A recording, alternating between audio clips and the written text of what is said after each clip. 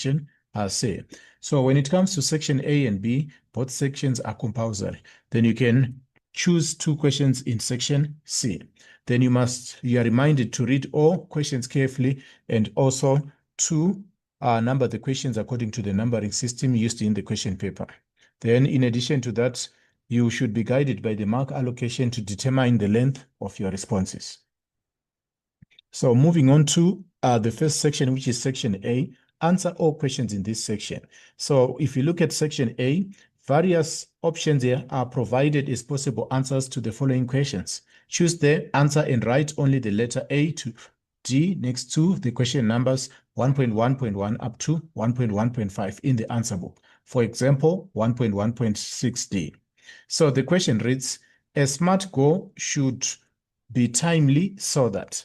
So when you're looking at the SMART goals which a learner can set or which an individual can set, they should be timely in order so that one can have a deadline which creates motivation and agency. So the correct answer for this question is letter C. So we need to highlight the letter C as the correct answer for that particular question. So all SMART goals, they should be timely so that there is a deadline to create motivation and agency.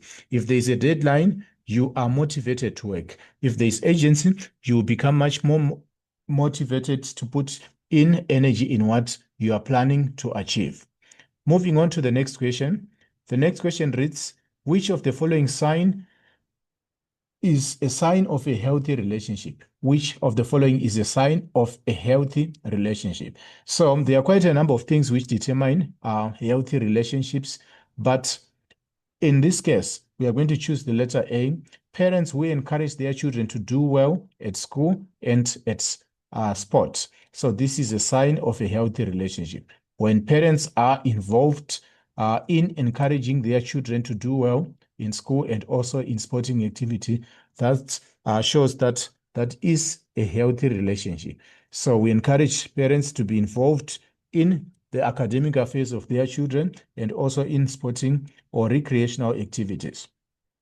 Moving on to 1.1.3, what should you not take into account when setting your goals? So when you're setting your goals, which of the following items should you not take into account? So we are taking the non-applicable one. So pressure from parents to do something that makes you unhappy should not be taken into account. You should not succumb to pressure from parents who force you to do something which makes you unhappy. So this should not be taken into account. So the answer which we are picking there is the letter D. Then 1.1.14, when writing an exam, it is good practice.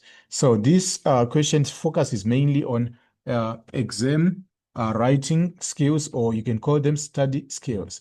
So when you're writing an examination, it is good practice to spend time to read the question carefully so that you can understand it properly. You must spend more time reading the question carefully before you jump into answering the question. You need to spend much more time reading the question carefully so that you can properly understand it, so that you can determine the demands of the question before you attempt it. 1.1.5, the type of relationship a learner has with their teachers is classified as. So we have 4 options here. So the option which you are going for, this can be classified as a formal relationship. The relationship between a teacher and a learner should always be formal. So the reason why we are eliminating the others, a casual relationship, is that a relationship which these are the kind of relationships which people have outside work and outside school. Then we also have friends. These are different relationships which you can have with your peers. Then family, these are the relationships which you have with the immediate family members or extended family members. So our correct answer will be the letter D. The relationship which a learner has with their teachers is classified as a formal relationship. 1.2, 1.2.1. The qualification that provides you with theory and research is the qualification that provides you with theory and research is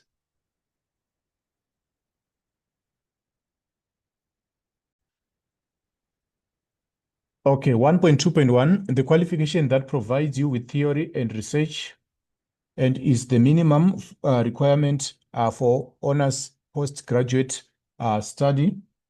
It is considered to be the NBT. This is considered to be the NBT. Then a job that is directly linked to your field of study and that pays while you are studying. So this is considered to be a learnership.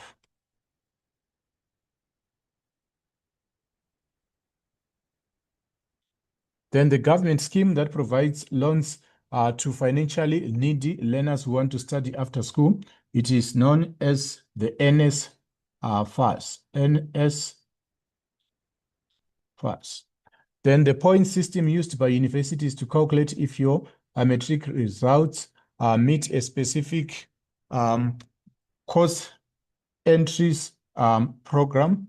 This is known as the APS. That is your APS score. Then a financial grant awarded to someone to enable them to study at a college or university, usually based on financial neediness, that will be a scholarship. It's known as a scholarship. Then 1.3.1, state 2 reasons why someone would apply at an FET college instead of a university. So instead of going to university, you can apply at an FET college simply because you would want to study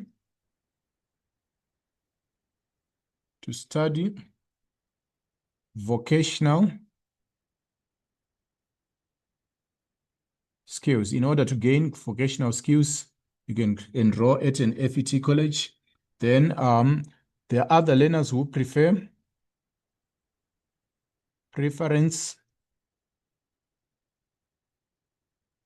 of hands-on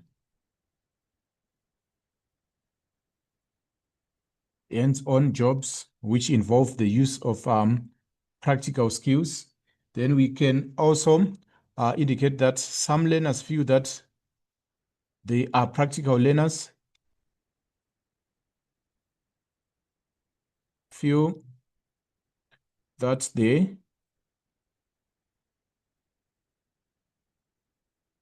are practical learners.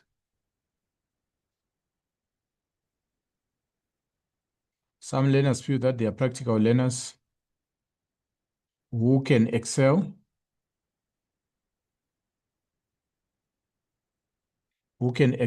in artisanal jobs. So these are the 3 reasons why someone would apply at an FET college instead of an university. So the first one, I'm going to go through them once more. To study vocational skills. Then there's also a preference of hands-on jobs, simply because people are gifted differently. Some are gifted in the academic sense and some are gifted in the practical sense. So you might prefer to do hands-on jobs. Some learners feel that they are more practical learners who can excel in artisanal jobs. That's why they might apply for FET college instead of university. Then moving on to 1.3.2, mention 2 reasons why graduates might not pay back their student loans. So usually after students enroll in universities, they might receive loans which they might need to pay back. But you might find that some graduates might fail to pay back their student loans simply because of unemployment. So we can actually state that the inability to land a job or to obtain a job might result in one failing to honor their loan commitments. So the inability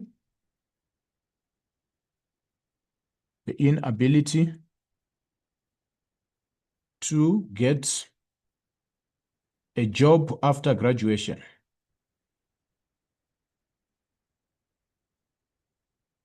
So some would fail to immediately get a job after graduation, so which puts a strain on their ability to pay back the loan. Then in addition to that, a lack of financial discipline, lack of financial discipline,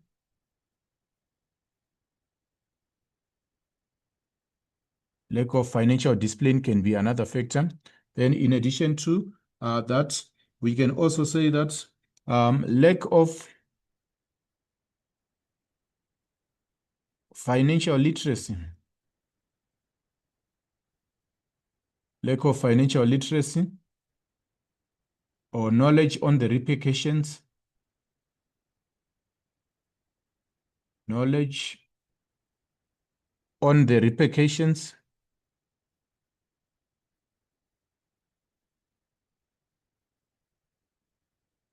of having a bad credit record.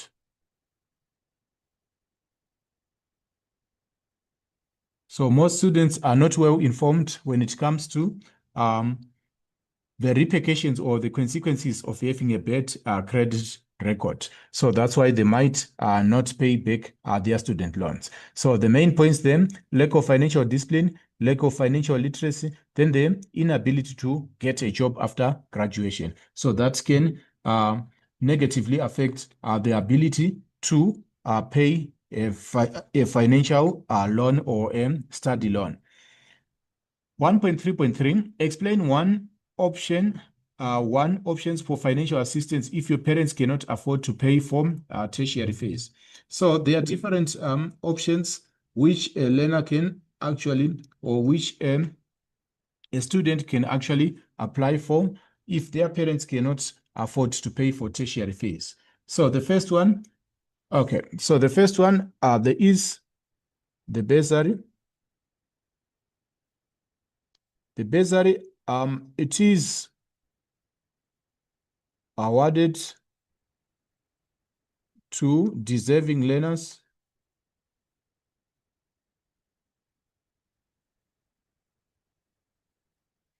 on the basis of merit.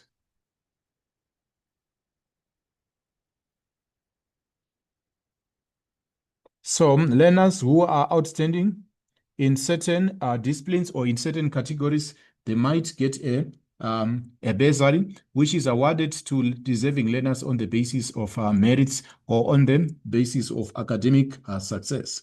Then we also have scholarships.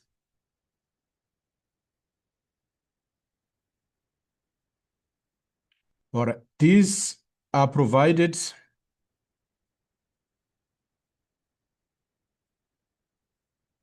by companies or universities to deserving students as well. So you can also apply for a scholarship, which may be sponsored by a company, a private company, or it can also be sponsored by universities, or they can be sponsored also by different individuals. Then in addition to these two options, which we have indicated them, students, they can also apply for NS FAS, which is a funding scheme which was introduced by the government of South Africa. So these are the three different options which learners have after matric in order for them to fund their tertiary studies. Then 1.3.4, assess one way in which attaining tertiary education qualifications could ensure employment for South African youth in the context of high employment rates. So when one obtains a tertiary qualification, this actually increases their chances of getting employed. So a tertiary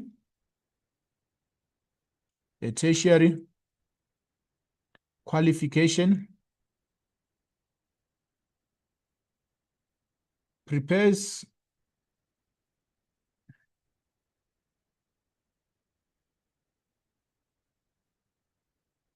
the youth for the actual world of work.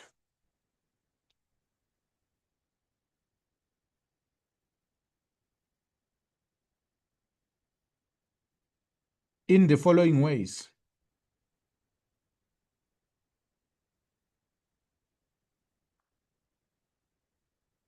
So getting a tertiary qualification would actually ensure employment for the South African youth, simply because it actually prepares the youth for the world of work in the following ways. So the first issues, it equips you with skills.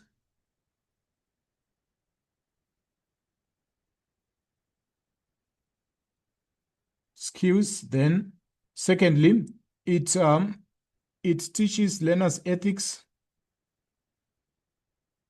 proper professional ethics. Then in addition to that, you can also add that it actually enhances the relevance of the youth to today's world. It enhances relevance. It would make the youth much more relevant to the world of work. So it equips with skills, then it teaches work ethics, then it also makes youth to become more relevant. In addition to that, we can also say that it improves interpersonal skills whereby you relate with the person who is next to you in the world of work. It improves the youth's interpersonal skills, how to coexist with people from different backgrounds or people of different cultures or people of different genders. So it improves interpersonal skills on how you relate with the people around you. So that can actually enhance your chances of getting employed. So 1.3.5 reads, suggest one action learners could take to ensure that they are more likely to obtain a bursary for tertiary education. So there are quite a number of things which you can actually do in order for you to lend a bursary, which can actually fund your tertiary studies. So the first thing which I would want to list is you need to start applying for bursaries whilst you are still in school. Bursaries. Start applying for bursaries early. So if you are not so sure of how you apply for bursaries, you can consult with your life orientation teacher in class, so they can take you through the process of applying for bursaries as early as possible, even before you matriculate. So that is the first step. Then you are also supposed to participate in sports. Participate in sports. There are some bursaries which are awarded on the basis of participation in sports. Then be involved in school activities. Involved in school and social activities, school and community activities. Be actively involved in school and community activities. Volunteering or community service and other things. So be involved in school and community activities. By so doing, people can notice you and they can actually fund your studies. So participation in sports, you can actually get bursaries from companies, from universities. They can actually fund your studies as well. Then in addition to that, you can also join different academic societies and be involved. So you can also indicate involvement in academic societies. You need to be involved in academic societies. Then lastly, and above all, you must also practice networking, getting connected to the people around you, asking for information about how to secure a bursary. So networking and connectivity to the people around you, so they can provide you with informed knowledge on which you can actually use to secure your bursary. So be connected, network, participate in sports, be involved in community and school projects and campaigns. Then start applying for bursaries early. All right, moving on to question 2, which appears in section B, where you are required to read the extract and answer the questions that follow. So we are going to quickly skim through them. Extracts.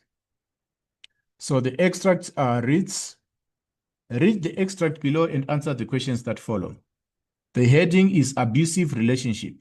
Signs of an abusive relationship might include feeling that you deserve the mistreatment from your partner and justifying your partner's abusive behaviors. If you find yourself in an abusive relationship, remember that it is not your fault and you do not deserve to be treated poorly. It is important to seek help immediately and to stay away from the abuser. You don't have to go through this alone. There are a number of red flags to look for if you think you may be in an abusive relationship. Some abusive relationships begin as toxic relationships, and you may not recognize the toxic traits until they become abusive. It's also important to consider the cycle of abuse you may be in. If there has been a pattern of abuse and then reconciliation, as abusers tend to create these cycles to keep their victims submissive. So this extract was adapted from Help Guide. That is the website where they access that. Now, moving on straight to the questions. So the question requires us to state 4 rights that are violated by abuse within a relationship. So within various social relationships, the following rights may be infringed upon, or they might be what you call it, violated. They might be violated. So the first right which might be violated is the right to freedom of expression. Most abusers, they try to control their victims. They try to control the people who associate with their victims. So there is the right to freedom of association. It can be infringed upon.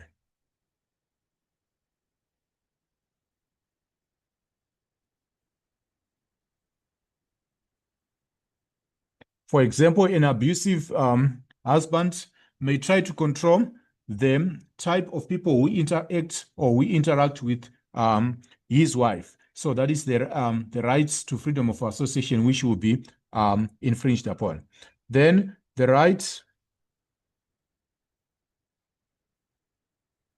to freedom of expression.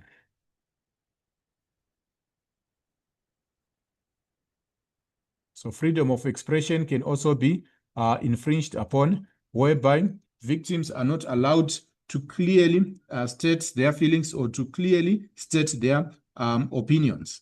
Then there is also the right to existence. Some perpetrators of violence, they even take away their victim's life. So the right to life. The right to life. It can be infringed upon.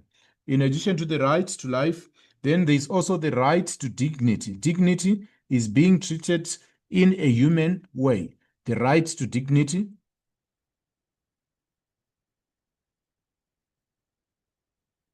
The right to dignity can also be infringed upon. So the 4 rights which are violated by the abuse include the right to freedom of association, freedom of expression, the right to life, and the right to dignity. Those are the 4 rights which might be infringed upon.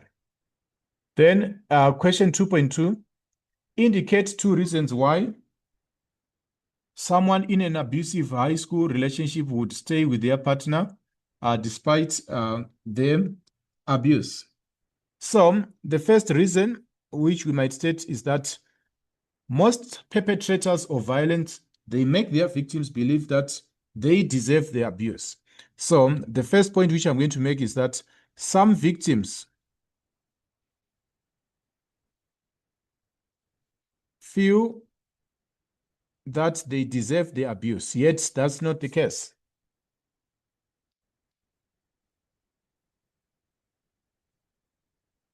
So some victims, they feel that they deserve the abuse. So most of the perpetrators, they will make sure that they try to control the minds of their victims such that they end up believing that they actually deserve the abuse. Then, in addition to that, some might be reliant on the partner. So we can state over reliance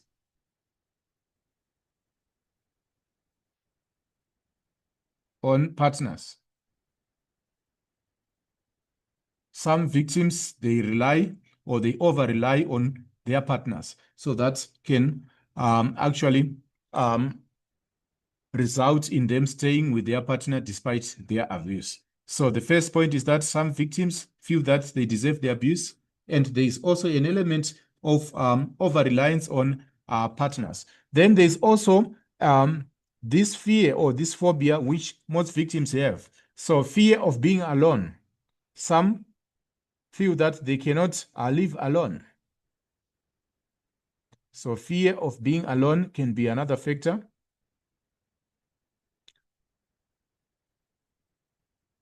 Fear of being alone. There are some people who feel that they cannot survive properly when they are on their own. So they would rather stay in an abusive relationship simply because they feel that they cannot exist properly when they are alone. Moving on to the next question, 2.3. 2.3, it requires us to explain the 2 warning signs that teens can use to identify friends that are in abusive relationships. So how do you tell that someone is in an abusive relationship? So most victims of abuse, they are actually distant and distracted. All right, so most victims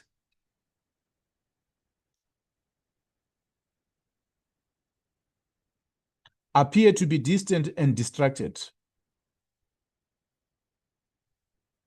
They appear to be living in their own world and distracted. You find that during classes, some of the victims might be daydreaming whilst lessons are taking place. They seem to be distant and they also seem to be distracted. So that is a telltale sign that someone is going or someone is actually experiencing an abusive relationship. In addition to this, there is also the loss of confidence. Loss of confidence, which is also accompanied by low self-esteem. There is loss of confidence accompanied by low self-esteem. Then some perpetrators of domestic violence or abusive relationships, they actually force their victims to change the way they dress.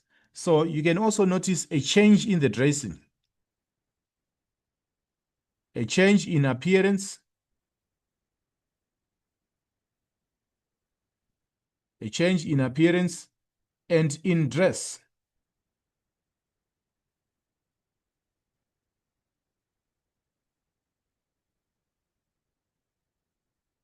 Or in the dress code. So you find that some perpetrators, they force their victims to dress in a particular way. So that change in clothing, that can be a telltale sign of abuse. Then in addition to that, you can also include things like silly excuses. There are some silly excuses which are used to cover up injuries.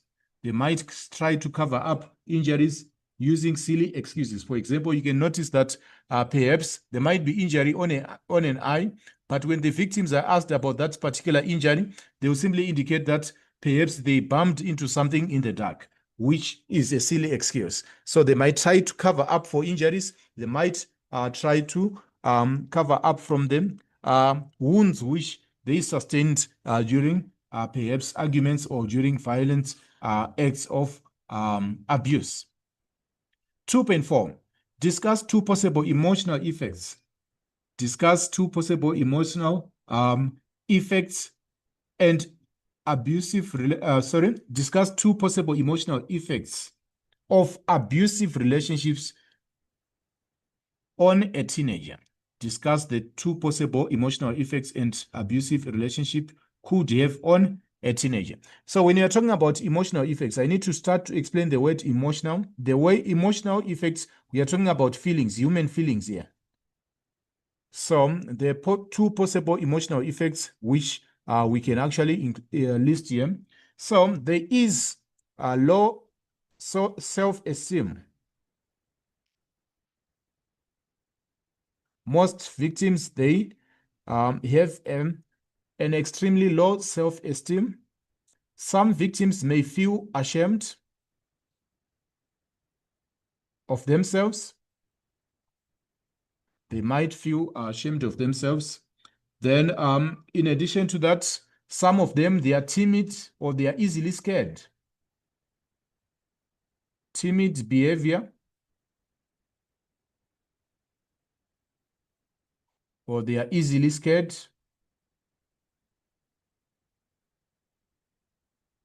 So these are the three possible emotional effects that abusive relationships have on teenagers.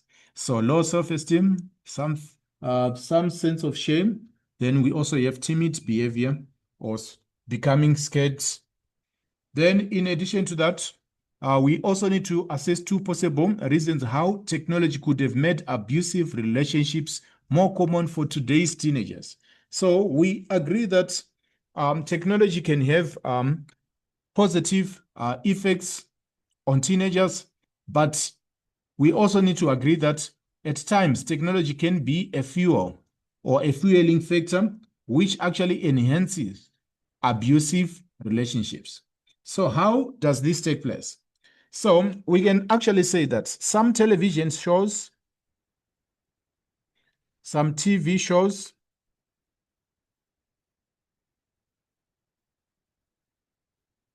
portray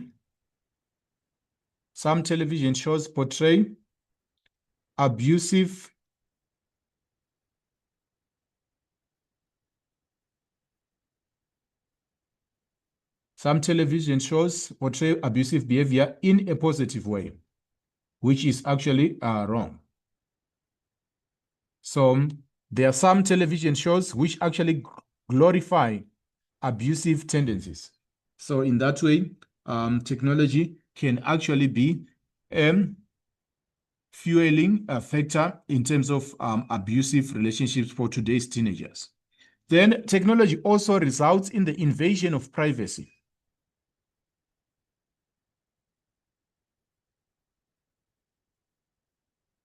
Technology can result in the invasion of privacy, whereby people get access to your private information, which can be used to perpetrate violence or to perpetuate abuse.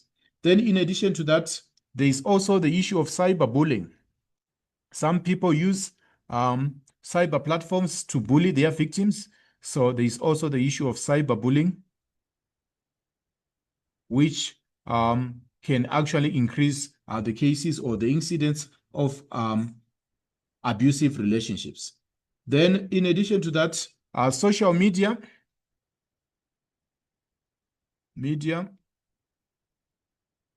is usually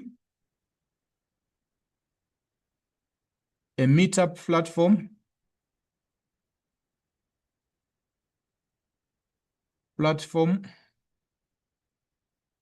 for victims and perpetrators.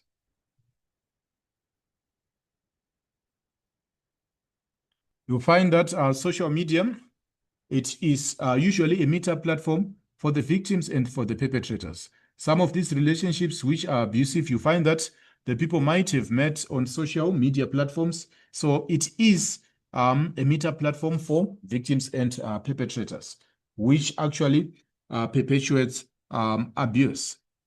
So this brings us to the next case study for question 3. So this, the heading reads gender-based violence.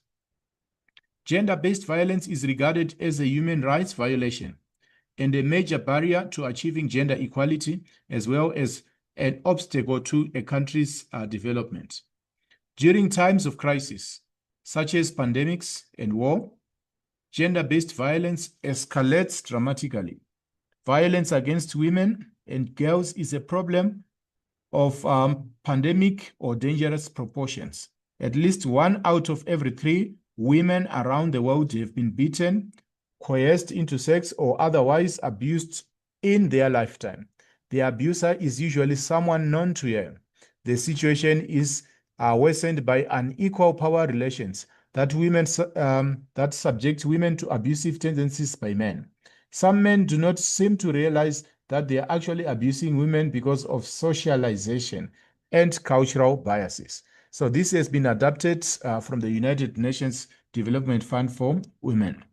So the first question requires us to state 4 ways in which the COVID-19 pandemic may have increased the cases of gender-based violence in relationships. So for this detailed discussion, 3.1, I would have to list it on the whiteboard. So the first reason, the COVID-19 pandemic resulted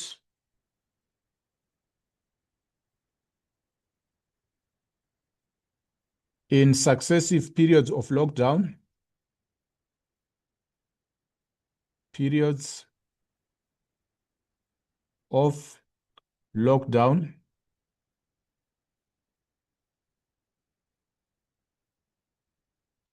where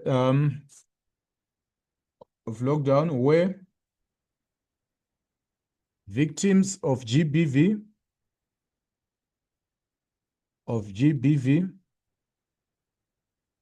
were forced by the restrictions to be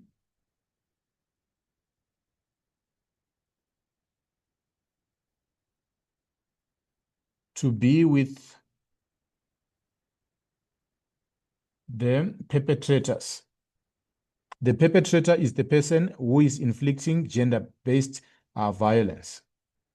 So you find that the victims of violence were continuously logged up with their abusers.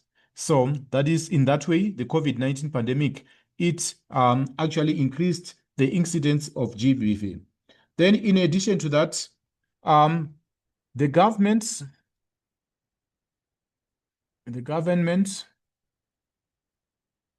and NGOs focused more on the pandemic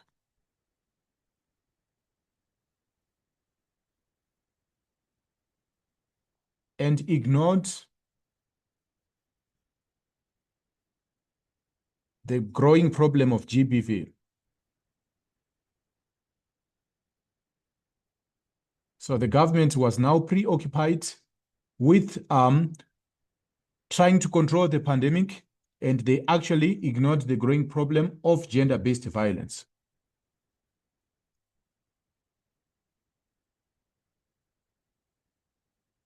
In addition to this, we can also say that shelters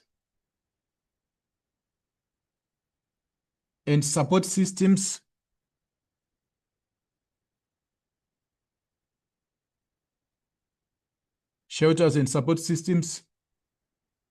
for GBV survivors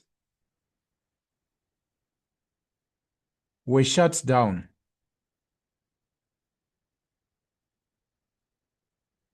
The shelters where these people received support, they were actually shut down.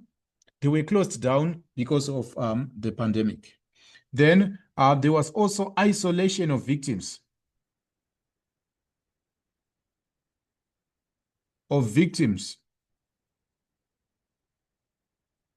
Due to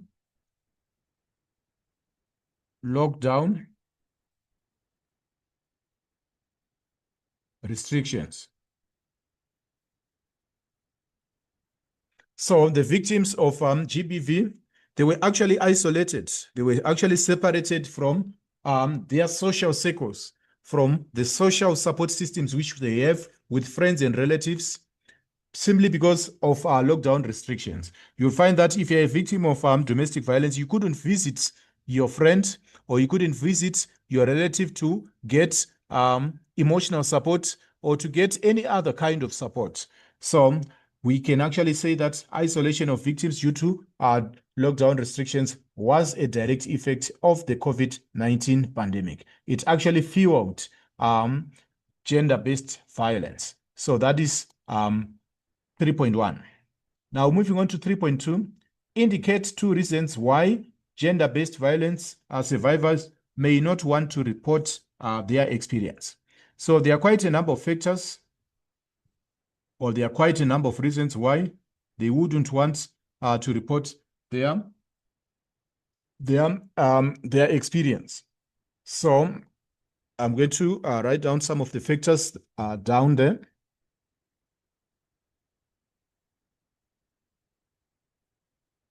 (3.2). So some victims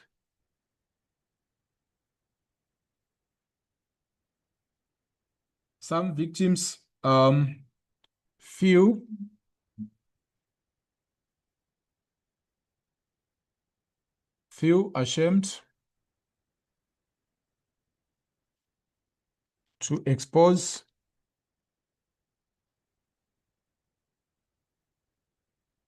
their experiences. So some victims are not capable of speaking out because they feel ashamed of exposing their experiences. In addition to that, some victims fear retaliation.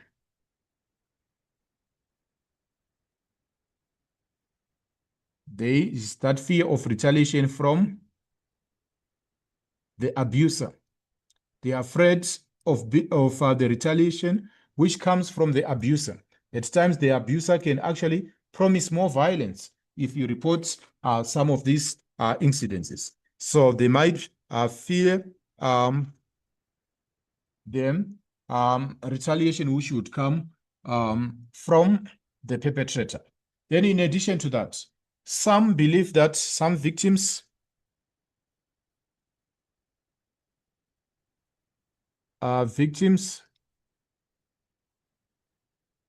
believe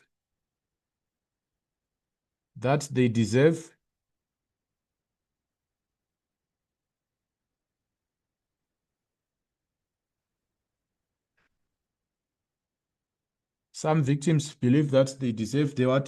them abuse.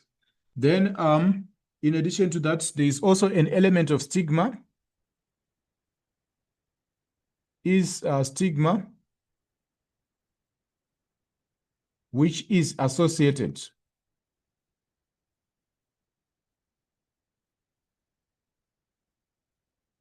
with domestic violence.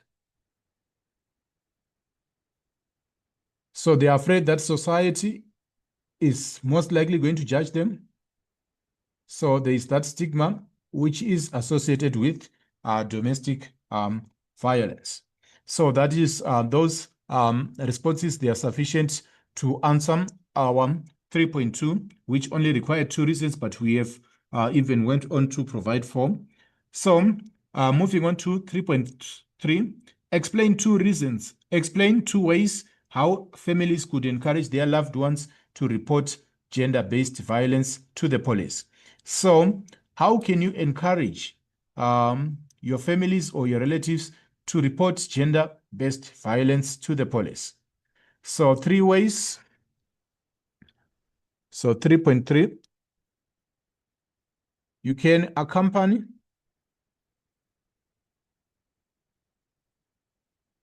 the victims to the police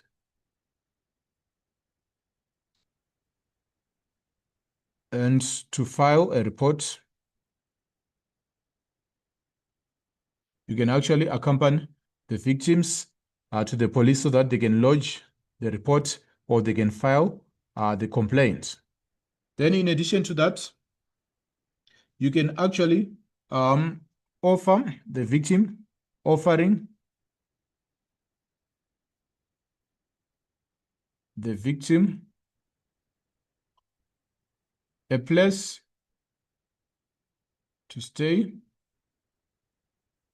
away from the abuser.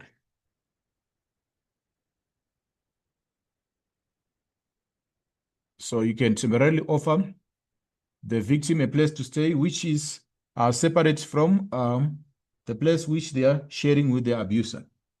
Then in addition to that, you can also provide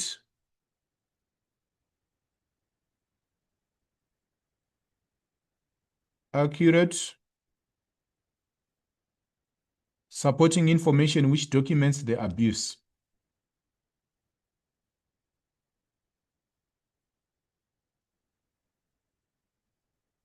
Provide accurate supporting information which can be used in pressing charges. Charges against the perpetrator.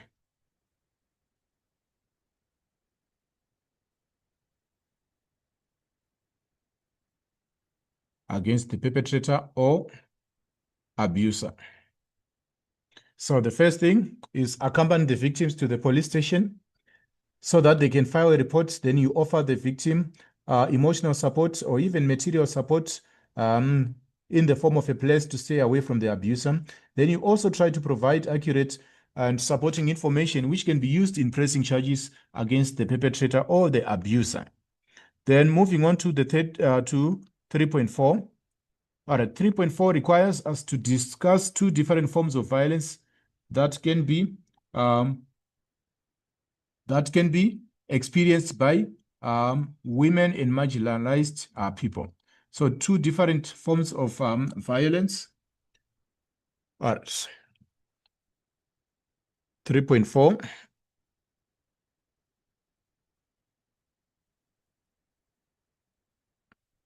Marginalized people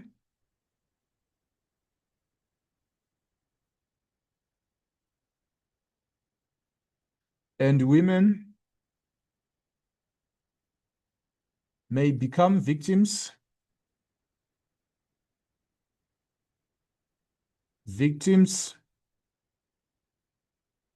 of coerced or forced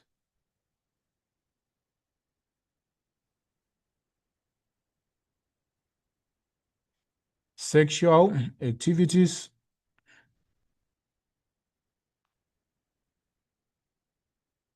So they might be forced to engage in sexual activities which they do not approve. So coercion of sex might be one of them.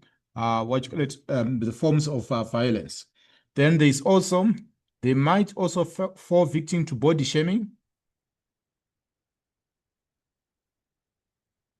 Fall victim to body shaming.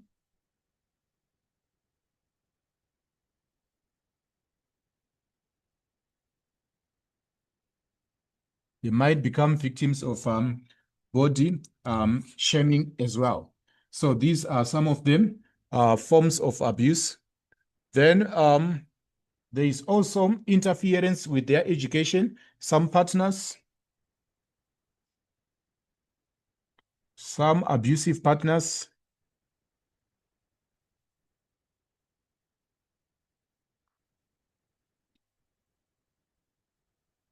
might interfere with the victim's work. They might interfere with the victim's work and the victim's studies as well. Studies whereby they prohibit the victim from going to school or going to college or going to university. Then they might also prohibit the victims from going to work as well. So this is also another form of violence which marginalized people and women might experience owing or due to gender-based violence. Then assess 2 strategies that the government could implement to reduce gender-based violence. So we need 2 strategies in which the government, so the question is centering much more on the government. The responsibility is being given to the government. So 3.5.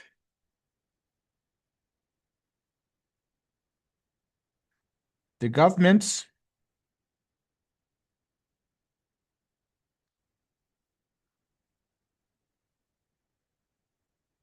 should educate the population and empower the population. They should educate and empower the population on the issue of gender-based violence.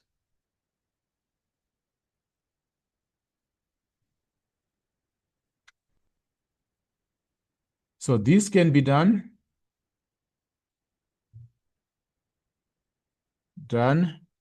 through projects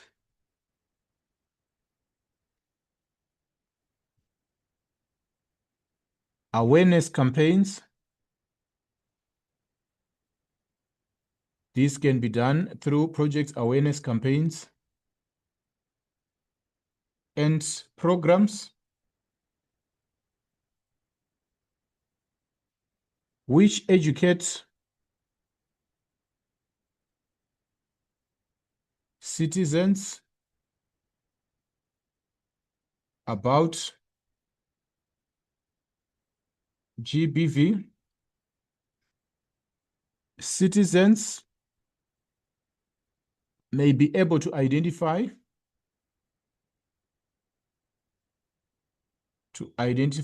cases of GBV. They will be able to identify cases of GBV. So after identification, they may also take appropriate action and take appropriate action.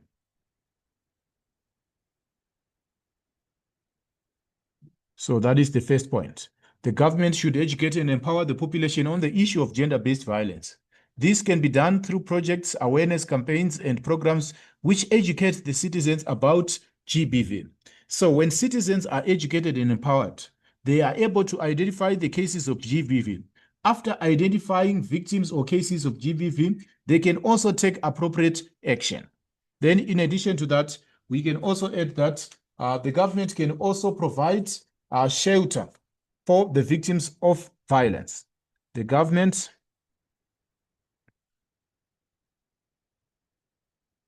can provide shelter for the victims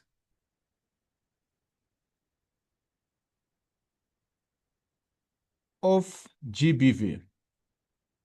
So most victims of GBV, they are reliant on the perpetrators or on the abusers for shelter for the basics. So the government can actually provide shelter for the victims of GBV so that they cannot continuously continue to rely on the abuser.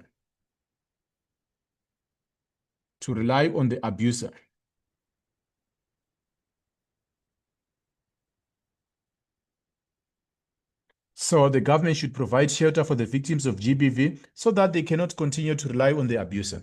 In addition to that, the government should also provide grants to the victims of violence.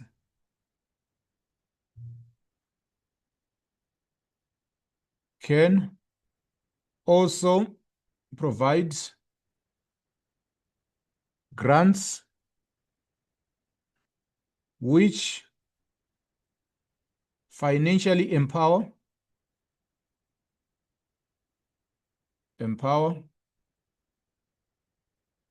victims of violence of GBV so that they will end the dependence syndrome.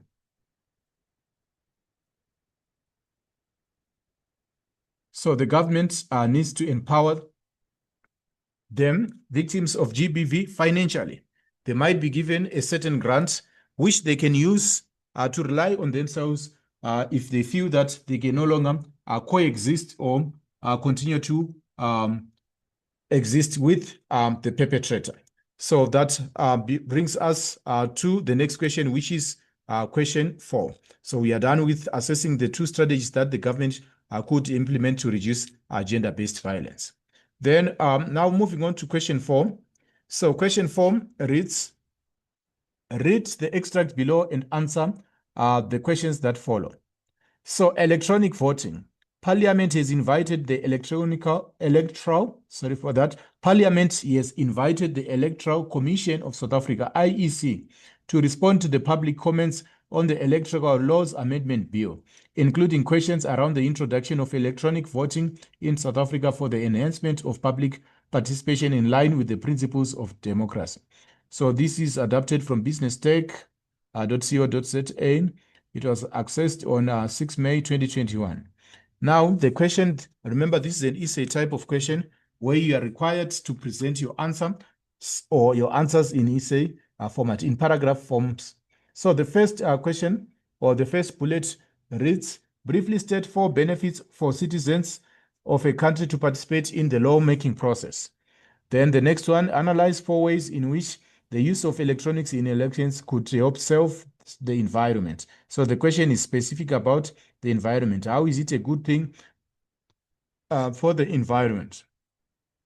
Assess 2 ways in which the usage of electronics for voting may cause problems in the elections. So those are the questions which we are going to write in paragraph format. Okay, moving on to the first bullet, briefly state 4 benefits for citizens of a country to participate in the law-making process. All right. So this is question 4.1.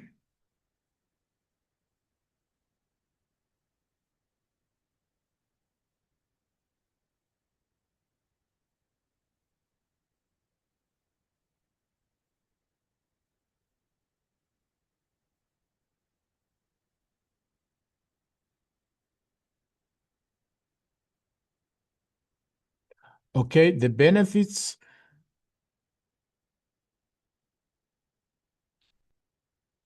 of citizens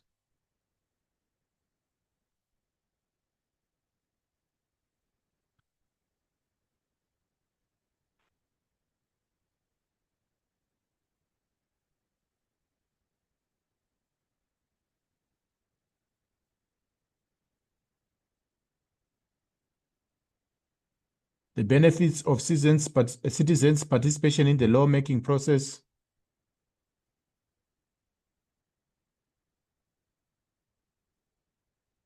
includes the ability to determine laws which are suitable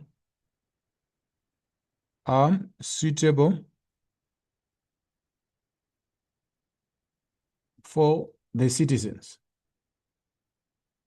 So in this case, if citizens participate in the lawmaking process, it simply means that they have the ability to determine the laws which are suitable for themselves. So instead of someone imposing laws which are oppressive, they get to choose their own laws. So they actually have the ability to determine the laws which are suitable for the citizens themselves. Then in addition to that, there is also, they have citizens would be able to hold officials accountable. Government officials accountable. They are able to hold government officials accountable. They would make them to become accountable for their own actions. That is another benefit. Then it also means that citizens can take ownership of the democratic process or of the governing process. So it makes the ordinary citizens the owners of the whole government process. They take ownership of the process. So this is another benefit. Then in addition to that, citizens can demand explanations, can demand explanations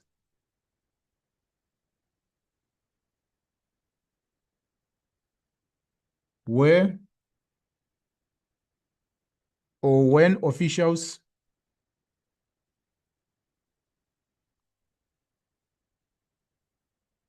transgress, when officials do the wrong things, citizens can actually demand for explanations. So these are the benefits of citizens participating in the lawmaking process. So I'll be highlighting the key points in that particular paragraph. So the benefits they actually include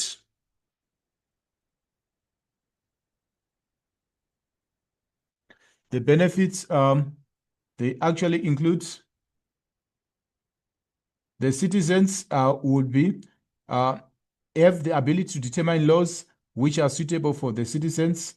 Then citizens would be able to hold government officials accountable. It also means that citizens can take ownership of the government process. The citizens are able to take ownership of all things which are done by the government. Then in addition to that, citizens will be able to hold government officials accountable. Government officials will be held accountable. Then finally, citizens take ownership of the government process. We have mentioned that citizens can also demand explanations where officials do the wrong things. So these are the benefits of taking part in the lawmaking process. So we are done with the first bullet. Moving on to the next bullet. Analyze 4 ways in which the use of electronics in elections could help save the environment. So when we are talking about the environment, we are talking about the things which are around us. We are talking about the natural environment, which includes the natural features which we have around. So by the use of electronics, how can we save the environment? All right. So the use of electronics in the voting process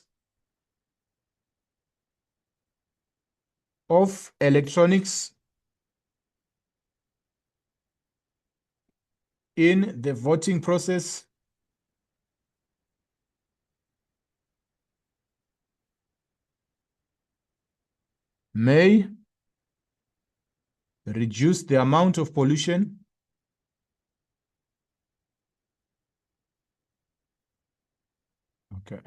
amount of pollution. It may reduce the amount of pollution on the environment. So the use of electronics in the voting process may reduce the amount of land pollution.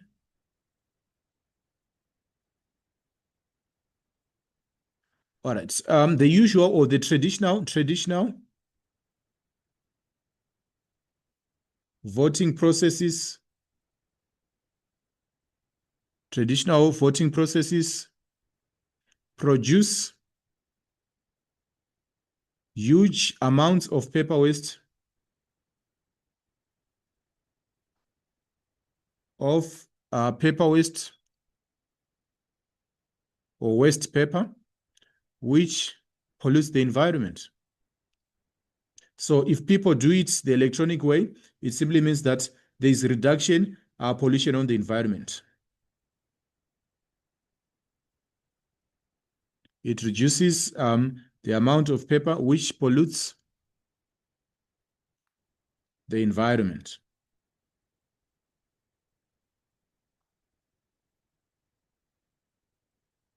Then moving on to the second point.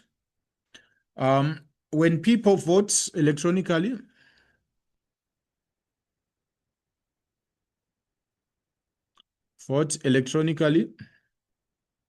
when people vote electronically, it reduces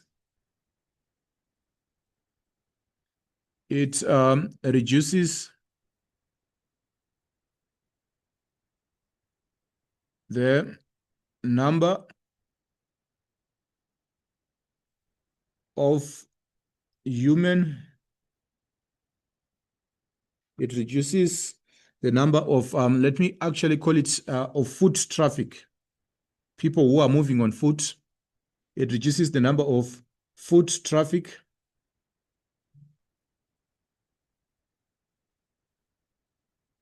which saves the land from the soil from soil erosion.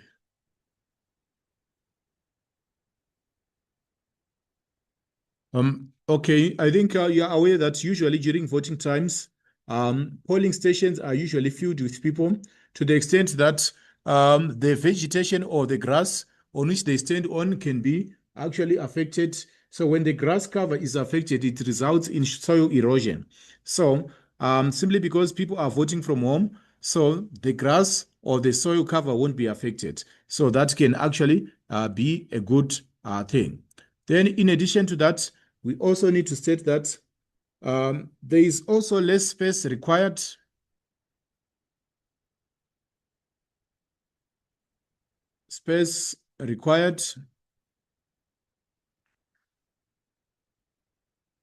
As people can vote from their homes.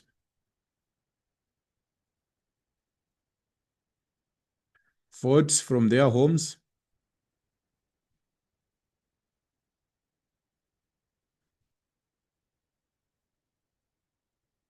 There is reduced air pollution. There is reduced air pollution. The air pollution levels are reduced because people would not be required to drive to. People wouldn't be required to drive to polling stations.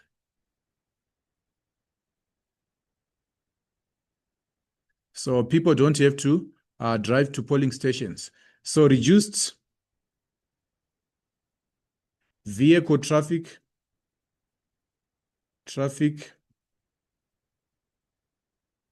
means reduced air pollution,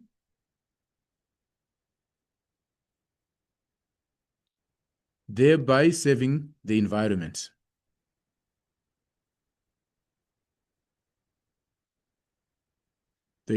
So it means there will be reduced air pollution, which will save the environment. All right, moving on to the next question or the next bullet. But before we do that, we would want to highlight the key things there. So the use of electronics in the voting process may reduce the amount of land pollution.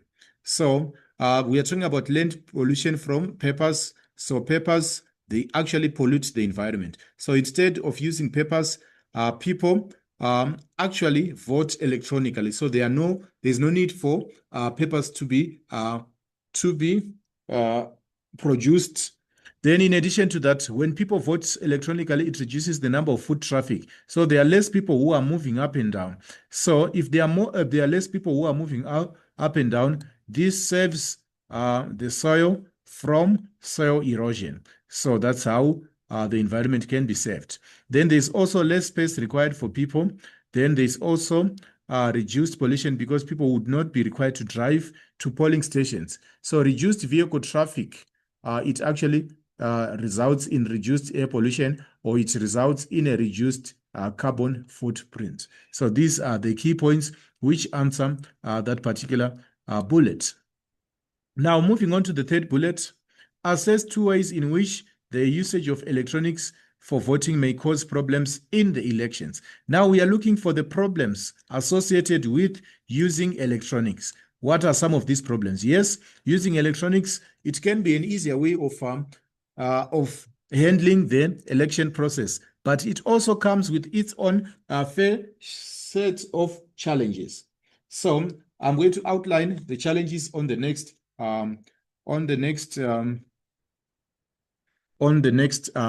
whiteboard page, which I'm going to open up. So this is the next bullet. So the use of technology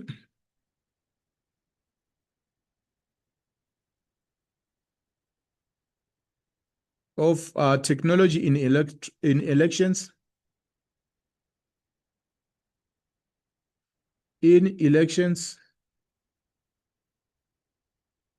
may make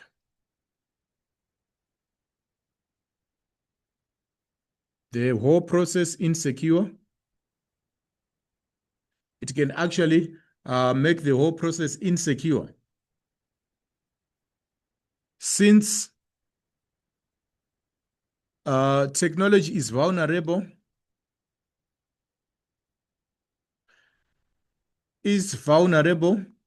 or exposed to manipulation.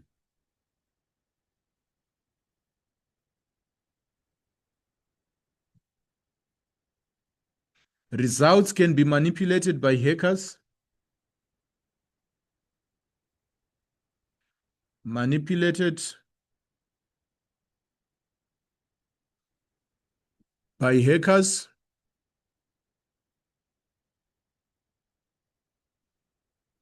and the election will be rigged.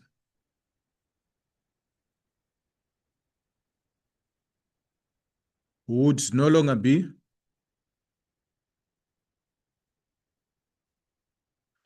free and fair.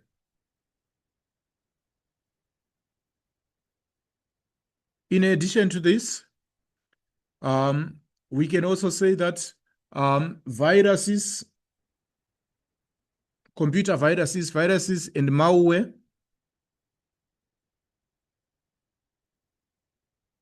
can corrupt the data and databases.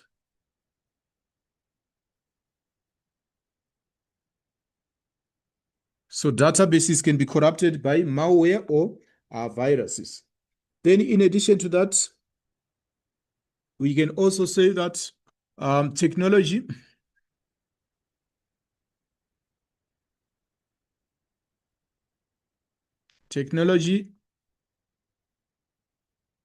in electronics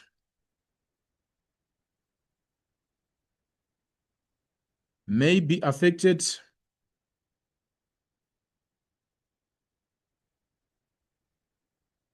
by load shedding, which is a common problem in South Africa. So technology electronics may be affected by load shedding. Then in addition to load shedding, we can also say that electronic systems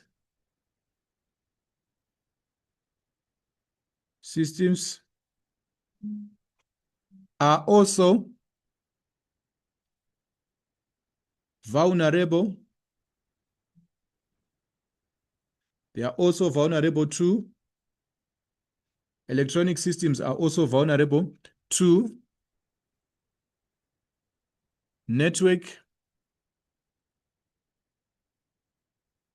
failures. Remember, these things rely on internet accessibilities. So you find that during even time of load shedding, you might find that there might be network failures or even hardware problems. So these are some of the problems which are associated with the use of technology. So the usage of technology may cause problems in this way.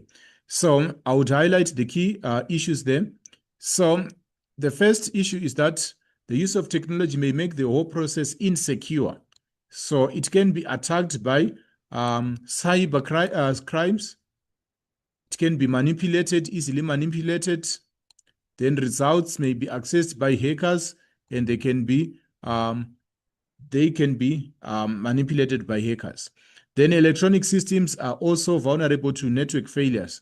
So network failures are also a major thing when it comes to electronic systems. So all these are problems associated with technology. So it can be a good thing. So this is basically an outline of 4.1, whereby we have the benefits of citizens' participation in the law-making process. We have discussed that, the benefits of citizen participation.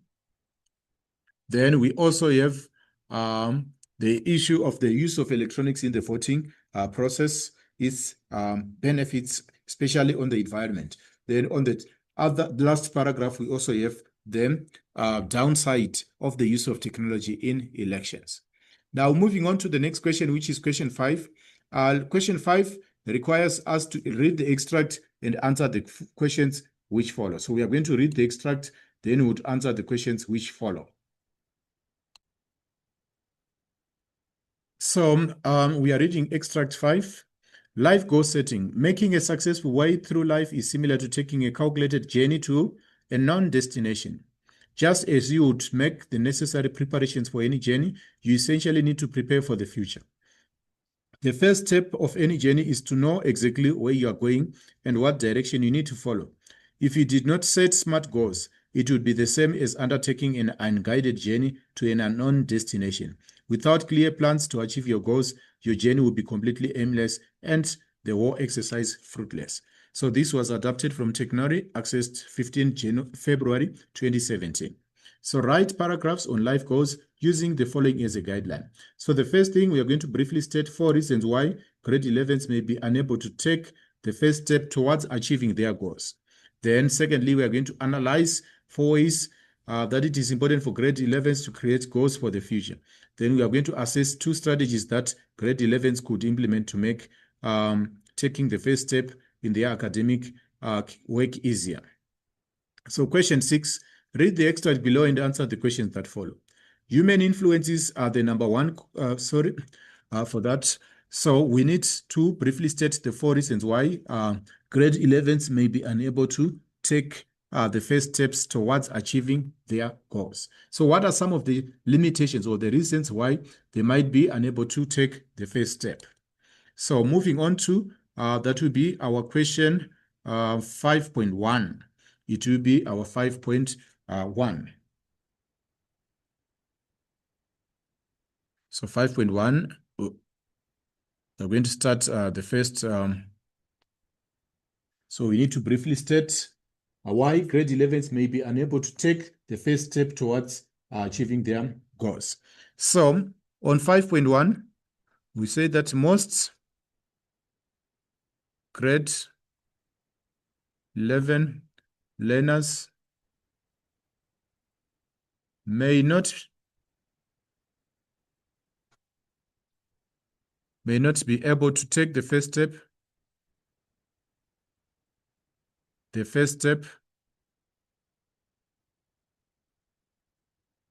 As they may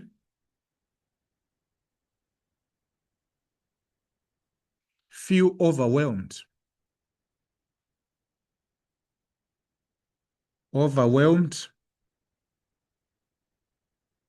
by the magnitude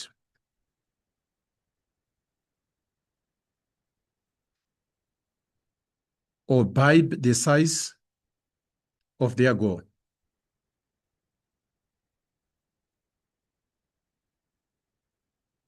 So they might feel that the goal is too much for them to achieve. It is too big for them to achieve. So most are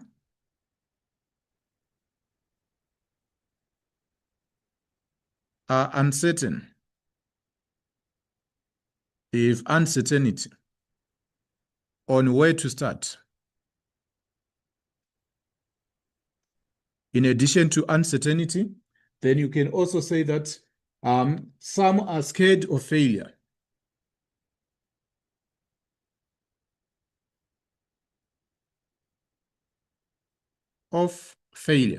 There are some learners who are afraid of failure. They have the what if syndrome. Then they Some also set impossible goals for themselves. Setting of impossible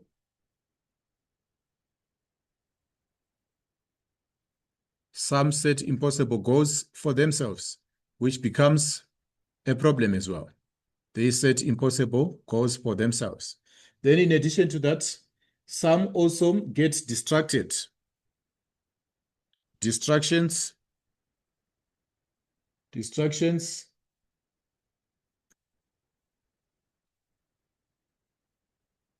by social life and stress.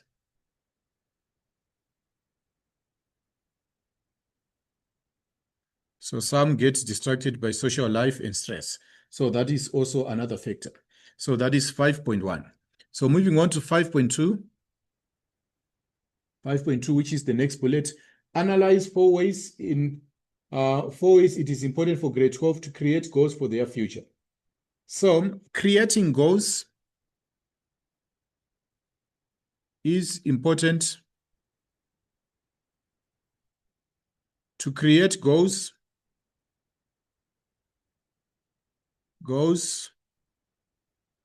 it is important to create goals because it holds the grade 11s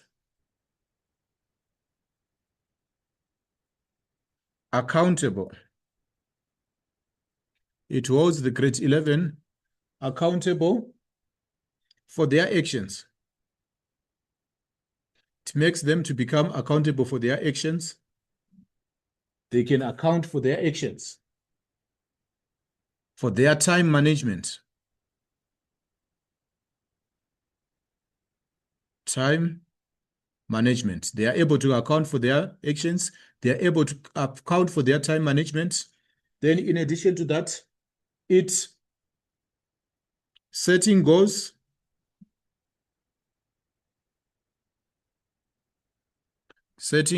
allows grade 11 learners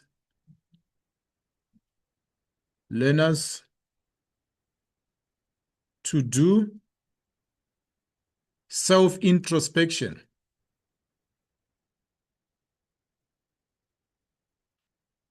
It allows grade 11 learners to do self-introspection, whereby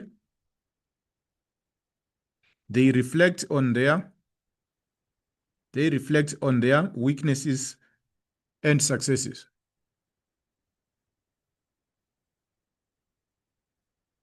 Successes and failures. So whereby they introspect about their successes and failures. Then in addition to that, they setting goals pushes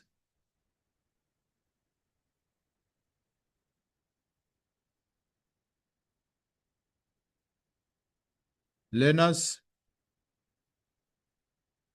to articulate the things they want. It actually pushes them to articulate the things they want in life. It articulates the things which they want in life. Then in addition to that, you can also say that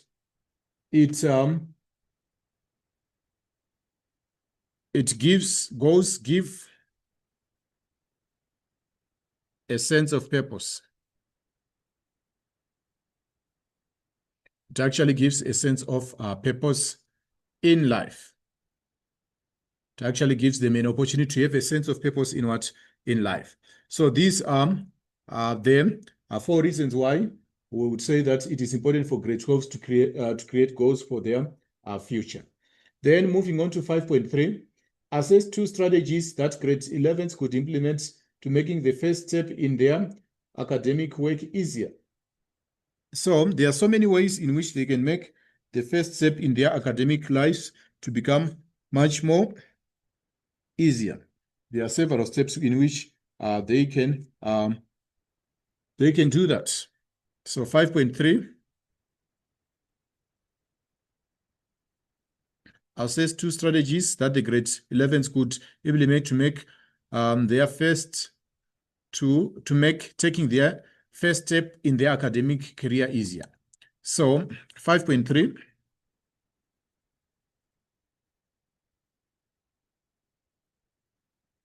grade 11 learners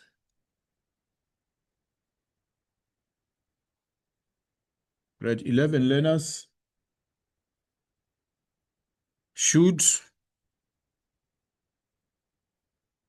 ask their loved ones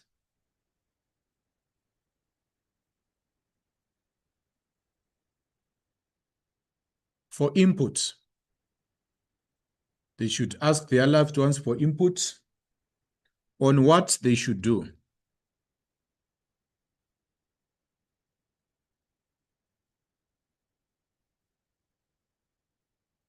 They should ask their loved ones input on what they should do. Then, in addition to that, the loved ones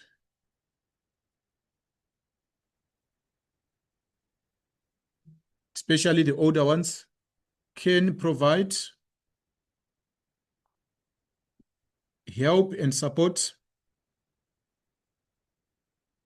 They can provide health and support. The loved ones can provide health and support. Then grade 11 learners can consult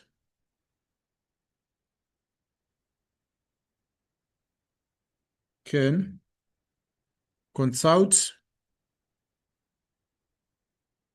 counselor or a career consultant who can give them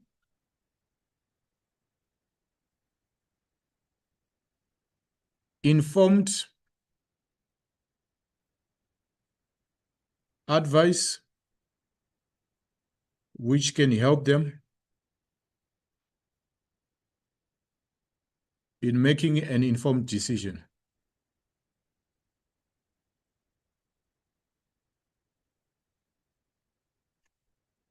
So they can consult an advisor who can help them in making an informed decision.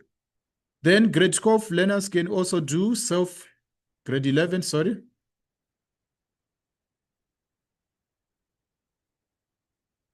Need to look deep inside themselves. They need to look deep inside themselves.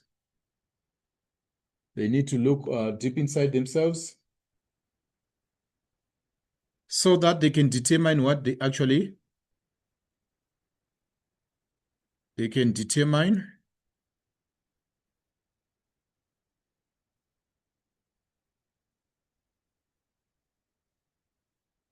what they really want in life.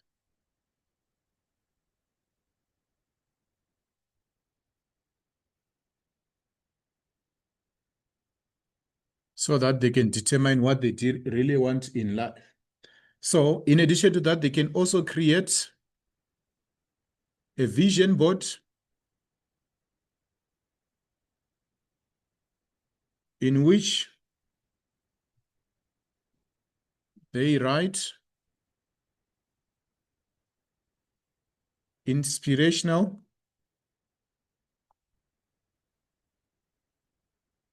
messages, motivational quotes,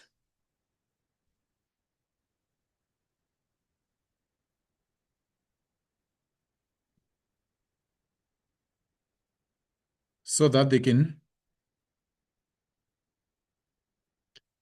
can remain focused.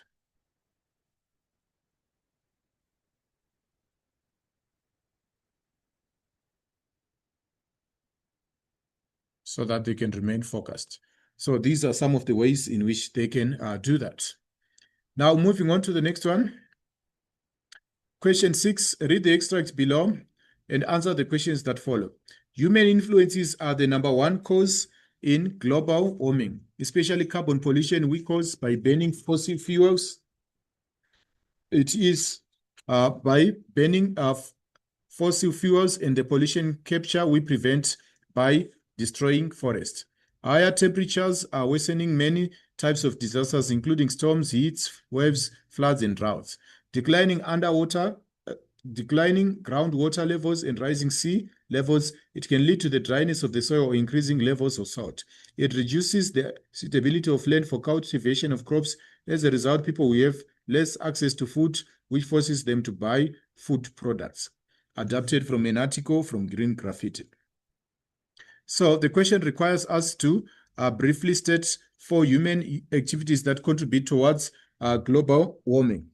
So some of these, I would state them right above there.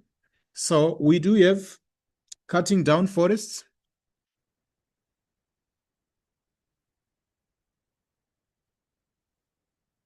Cutting down forests is #1. Then we also have #2. We also have the use of fertilizers, of artificial fertilizers.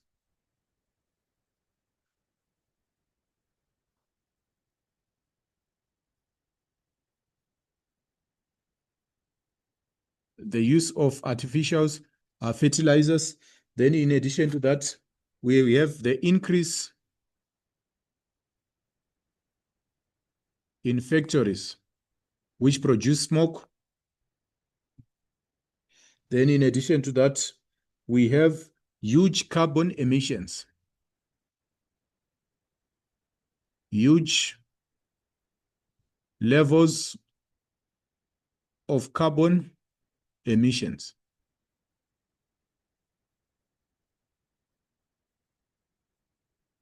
So huge levels of carbon emissions, cutting down forests, the increase in factories, then the use of artificial fertilizers. All those are factors. Now, moving on to the next one, analyze 4 negative effects of global warming. Analyze 4 negative effects global warming could have on the general well-being of communities.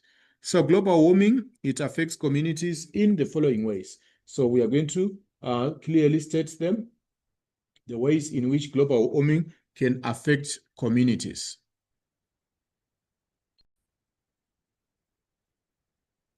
So global warming affects communities in the following processes. So this is actually 6.2.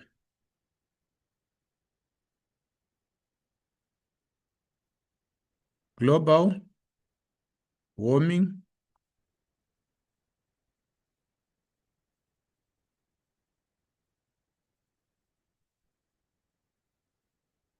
in the following ways.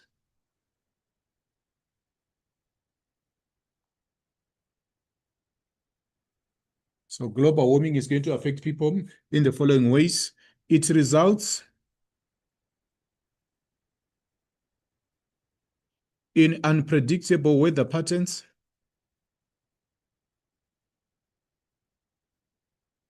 It results in unpredictable weather patterns. You cannot predict the weather patterns, e.g., drought,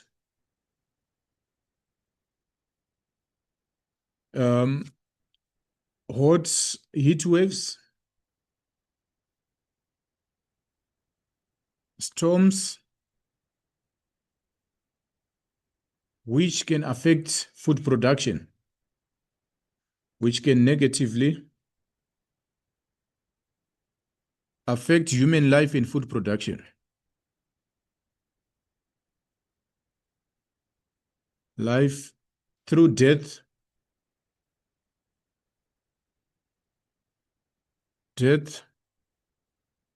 hunger, starvation, and destruction of infrastructure.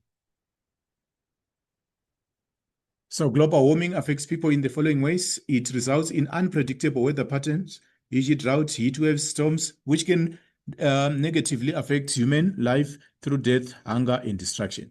In addition to this, we can also say that there might be less fresh water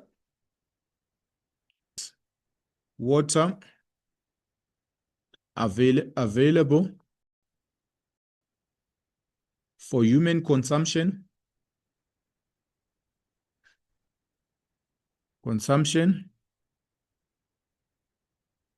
for agriculture,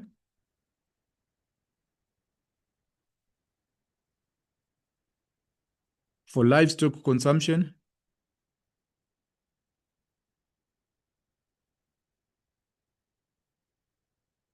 so there might be less water available for human consumption, for livestock consumption, leading to food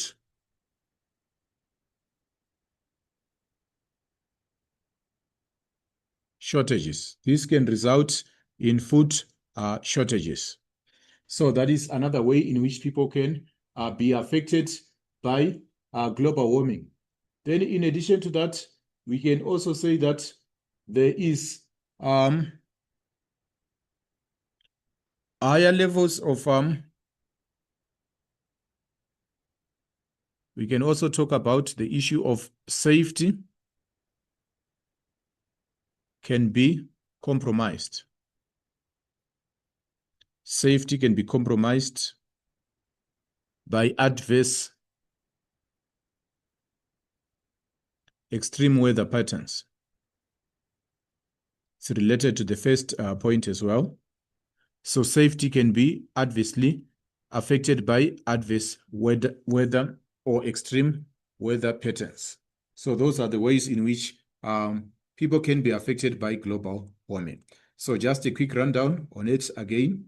So we are saying that it can result in unpredictable weather patterns such as heat waves. Then there's also less water available for human consumption, for agriculture, and also for livestock consumption, leading to food shortages. Then also, it also puts people's lives and people's safety at risk. That's another factor. So moving on to 5.3. So 5.3, we're going to read the question and its requirements. Assess two mechanisms that South African citizens could consider mitigating the effects of global warming in a country. So we need mechanisms in which we can mitigate. To mitigate is to reduce the issue or the impact of global warming. How can we reduce the impact of global warming? So this is the responsibility of what? Of the citizens as a whole. So this is 6.3. Say the following strategies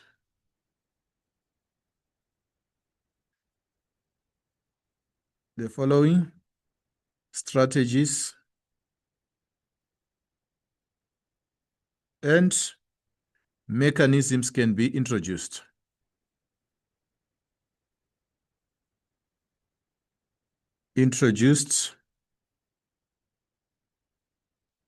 To mitigate the effects of global warming.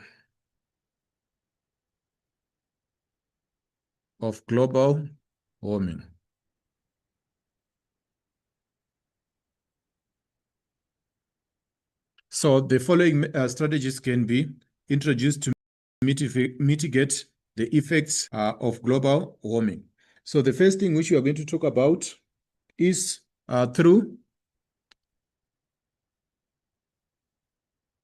the use of green energy such as solar and wind power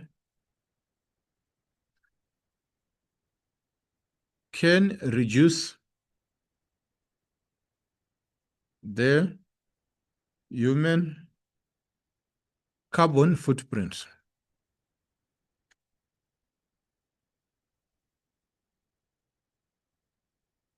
Solar and wind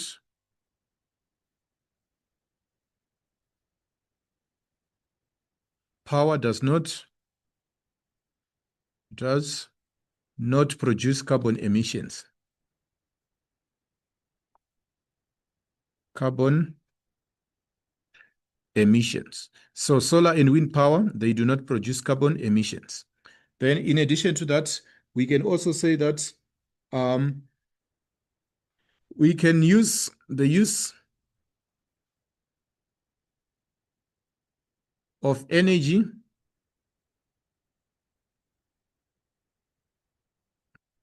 saving gadgets and devices can also reduce carbon footprints.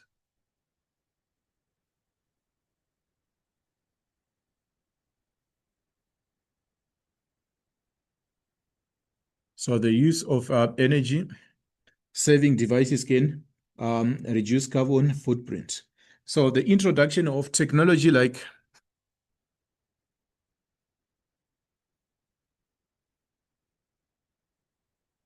of new forms of transport,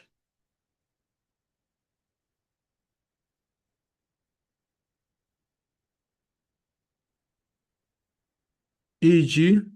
electronic vehicles,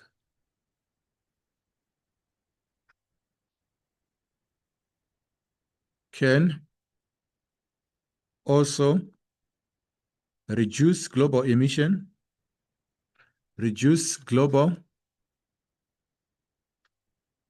warming, since it limits the carbon emissions.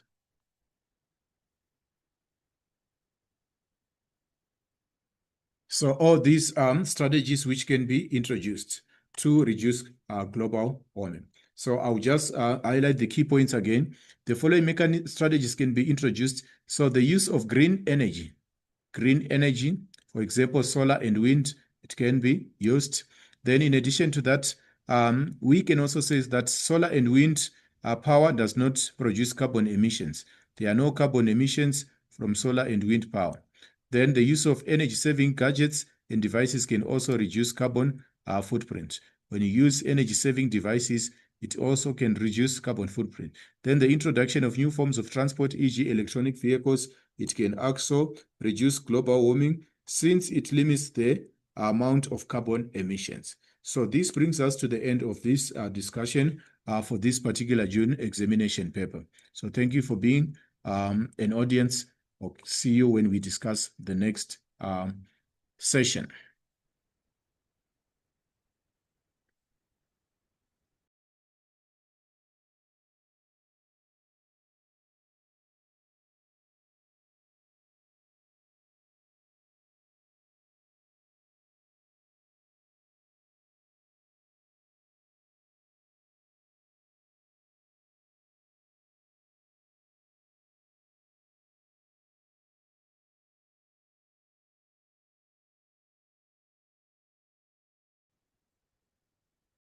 Hello, grade 11 class. Welcome to the live orientation, grade 11 June control test memo discussion. So the mark allocation for this paper is 100 marks. Then the time is 2 hours. Then in addition to that, I'll also take you through the instructions. So the question paper consists of 3 sections, which are section A, section B, and section C. So when it comes to section A and B, both sections are